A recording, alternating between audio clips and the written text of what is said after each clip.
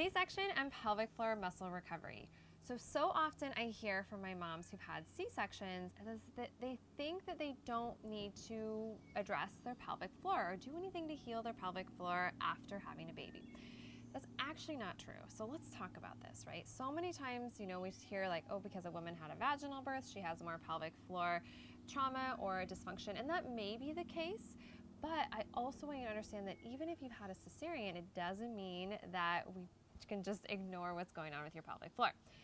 The biggest reason for that is that because our pelvic floor is so intertwined with our entire body. Yes, the pelvic floor functions on its own to a point, but for optimal pelvic floor function, we also have to address what's going on in our pelvis, in our hips, and our glutes, and our hamstrings, our deep core, our abdominals, right? They're in our alignment really through our whole body.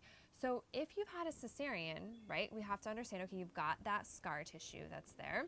And because of that, maybe you're feeling some numbness, as that's the number one thing I hear from my clients that have had cesareans is they're like, Erica, it just feels numb down there.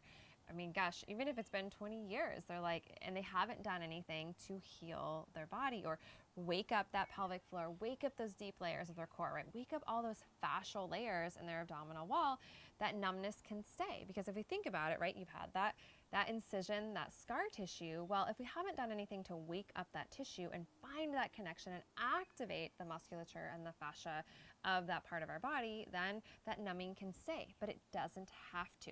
And here's the really cool thing to understand is that to help you get rid of that numbing, to help you to better connect and activate and strengthen your abdominals, your deep core, you ultimately have to understand how to activate your pelvic floor. Okay, pretty cool, right? So our pelvic floor, right, it's the base of our pelvis. And in order to get better core strength, better abdominal strength, flatten that belly, flatten that tummy post having a cesarean, we have to understand what's going on with our pelvic floor. I can't tell you the amount of times I've had women like, oh, I just want to heal my abs, right? Well, we can't just heal our abs without addressing what is going on with our pelvic floor.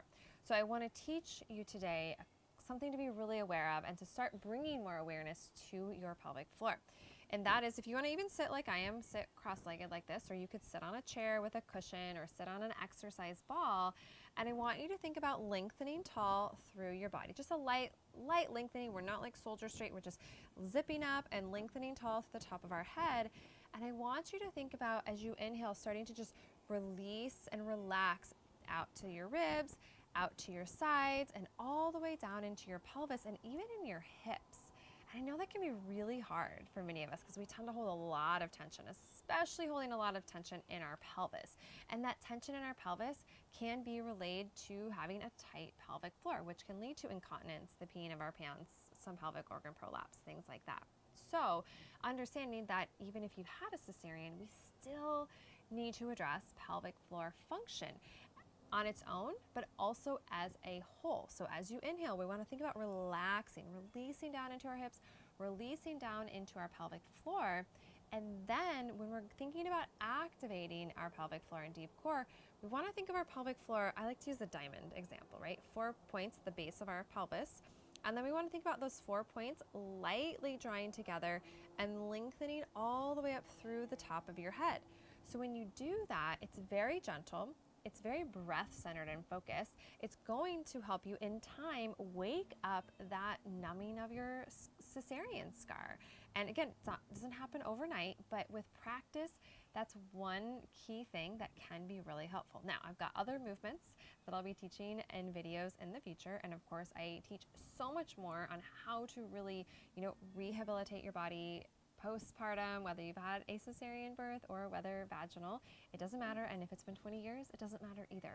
It's never really too late to work on healing your body. And so my core rehab program is designed to help you heal your body. And we address not just pelvic floor function, but the body as a whole, posture, hips, pelvis, and everything, right? And we address breathing because breath is so important. And we ultimately cannot work to improve our pelvic floor function without understanding that breath really, really, really plays a big role.